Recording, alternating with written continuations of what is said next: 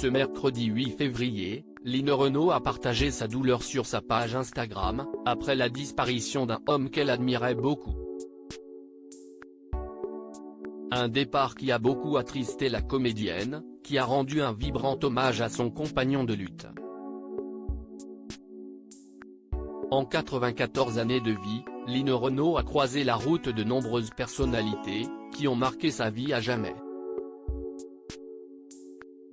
Au fil des années, la comédienne a dû faire ses adieux à des proches qu'elle n'est pas près d'oublier, à commencer par Johnny Hallyday, à qui elle n'hésite jamais à rendre hommage sur les réseaux sociaux. Line Renaud, qui a de nombreuses fois dû faire face à la disparition des siens, a souvent évoqué sa propre mort, elle qui s'était notamment prononcée sur le sujet tabou de la fin de vie, dans une tribune publiée dans le JDD, en août 2022.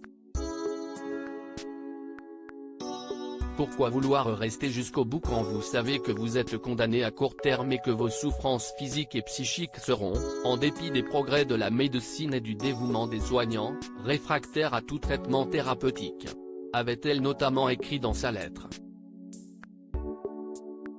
Au Festival du film francophone d'Angoulême, celle qui a marqué de nombreuses générations de fans et d'artistes, avait parlé en toute transparence de sa disparition, en déclarant « J'approche du moment.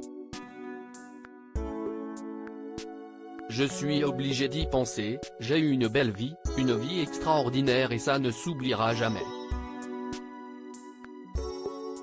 Même quand je ne serai plus là. » Depuis plus de 35 ans, nos chemins n'ont cessé de se croiser.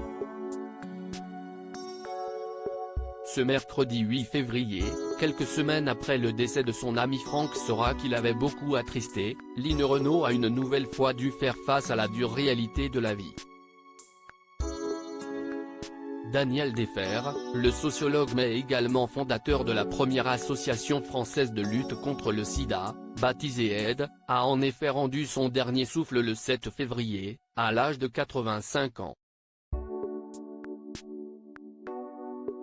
Daniel Defer était un compagnon de lutte.